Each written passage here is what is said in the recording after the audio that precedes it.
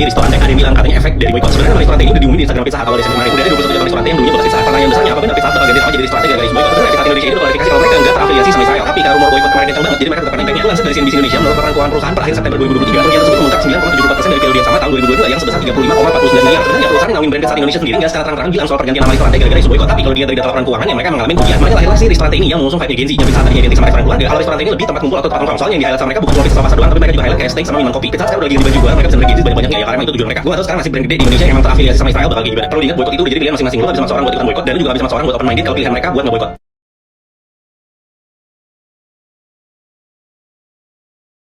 As seen on the videos before, Pizza Hut has been facing specific issues.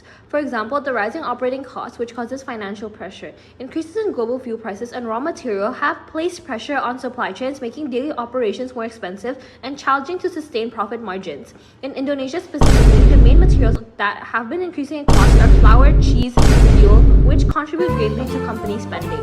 As to that, Pizza Hut has also been facing boycott movements. Allegations regarding the company's ties to controversial deliveries in conflict zones have sparked boycott campaigns, weakening Pizza Hut's reputation and trust among socially conscious consumers. On 19 January 2024, a picture of Israeli soldiers holding Pizza Hut boxes spread online, causing hate towards the company, especially during the midst of Israel-Palestine war. And finally, there's also a lack of marketing. In Indonesia, social media presence can gravely determine someone's or something's future. Pizza Hut has a lack of social media content and advertisements compared to UMKM, along with Domino's, a very strong media presence promoting their discounts and bundles. Alright, so due to these issues with Pizza Hut, the stakeholders have also experienced some impacts. For example, the owners are going to experience reduced profitability, declining dividends, and risk of long-term brand devaluation if market share continues to erode. The managers are going to face operational stress in balancing cost control with maintaining service standards.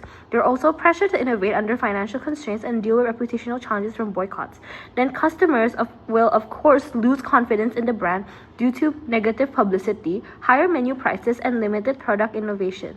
The employees will experience job insecurity. The financiers will confront higher risk in terms of return on investment. Suppliers will face delays and reduce orders as Pizza Hut cut costs and scales back operations. And local community will perceive Pizza Hut as a less socially responsible brand compared to other competitors that actively engage in CSR or support UMKM or due to boycott movements. And finally, the government will lose potential tax revenue from declining corporate performance.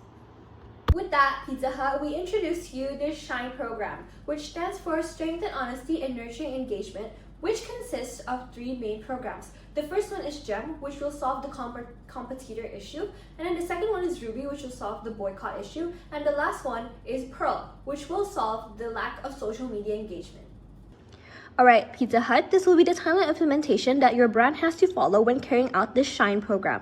So first of all, in 2025, to carry out GEM, Ruby, and Pearl, the first step is to release official public statement clarifying boycott allegations, which is part of the Ruby program in October.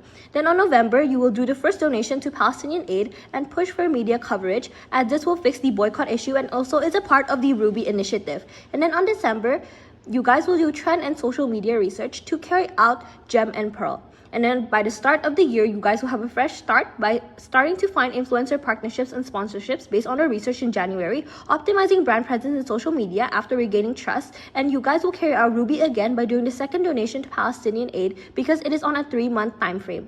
And then on the month of February and March, you guys will do research local and trendy preferences of customers and adjust menu items, and then you will do the third donation to the Palestinian aid in the month of April, since it is also still a part of the Ruby program.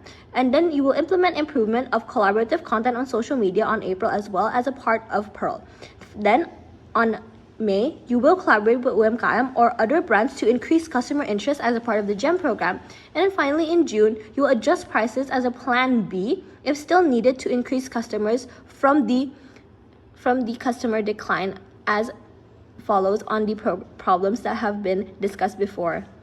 So the first program in the SHINE program is GEM, which stands for Guarding Efficiency in the Market. This program focuses on the competition between Pizza Hut with QSR and UMKM by strengthening the efficiency, menu variety, as well as competitive pricing to protect Pizza Hut's position in the market. Pizza Hut's position in the food industry has recently been declining due to high competition to QSR and UMKM, which focuses on the speed of production. Pizza Hut does not yet provide the quick service, So customers may turn to other brands by increasing the efficiency of this food production process, as well as improving Pizza Hut's online store presence through digital platforms like TikTok Shop or other apps like GoFood and Grab, which could increase the speed and efficiency of the service. You could also do market research to find out more trendy and local food preferences and adjusting the menu to reach a wider customer base. Finally, doing promotional deals like bundles so that customers will consider Pizza Hut over other brands for high quality yet affordable food.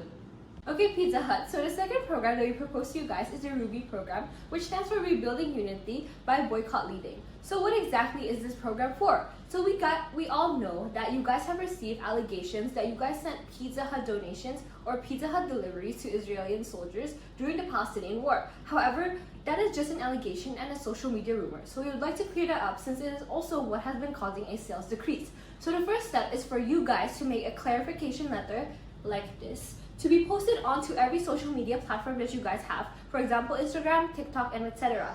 Then the second phase of the donation is so you guys could make donations for 3 months with the total amount of 100 million rupiah per donation that you guys make. And you guys can do the donation through the following steps.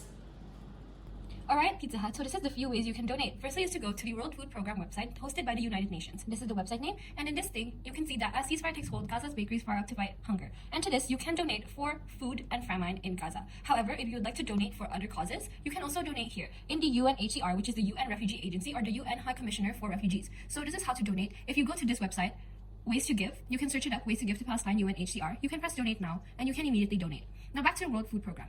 After you press donate now, you will be given this website. Now you just need to pick the country you are from. So since we're focusing on the Indonesian, we're going to search up Indonesia. And you're going to give out the currency, which is rupiah, and you can make a monthly donation of how much you like. However, because you're not giving it monthly, but you're giving it 3 times per month, and you're going to stop it one day, you can just pick the give once, and then you can immediately donate. And this will be the contact details you need to fill in to give your donation, and you can give it through card or you can pay with link, and it will immediately be given to the refugees in Palestine. Now for the UNHCR, you can also pick the give once, and you can pick your country, and you can choose the amount. However, this one is in dollars, and then you donate. And then after you donate, it will immediately be given to the refugees in Palestine. So beside from the RUBY program, we're going to go to PEARL, which stands for Promoting Engagement and Revitalizing Loyalty. PEARL targets marketing struggles by modernizing campaigns, boosting social media engagement, and strengthen brand loyalty among younger consumers. The majority of the population now, especially younger generations, spend most of their time on digital platforms, so focusing on it may increase brand visibility and relevancy among their population. While Pizza Hut does utilize digital platforms for advertising, over-commercialization of the content may cause potential customers to lose interest. Alright, next we're going to talk about the advantages and the disadvantages. For the advantages, it's going to build emotional connection with customers, thus enhancing their trust and loyalty through personalized digital engagement. Second of all, increases brand visibility and relevance in digital channels, reaching a wider audience compared to traditional advertising. And for the disadvantages, it may be costly and resource intensive to manage multiple social media channels and keeping up with fast changing trends. And lastly, it may lose brand coherence if the content delivers inconsistent messages or if it's over commercialized. As to that, Pizza Hut has also been facing boycott movements. Allegations regarding the company's ties to controversial deliveries in conflict zones have sparked boycott campaigns, weakening Pizza Hut's reputation and trust among socially conscious consumers. On 19 January 2024, a picture of Israeli soldiers holding Pizza Hut boxes spread online, causing hate towards the company, especially during the midst of Israel-Palestine war. And finally, there's also a lack of marketing. In Indonesia, social media presence can gravely determine someone's or something's future. Pizza Hut has a lack of social media content and advertisements compared to UMKM, along with Domino's, a very strong media presence promoting their discounts and bundles.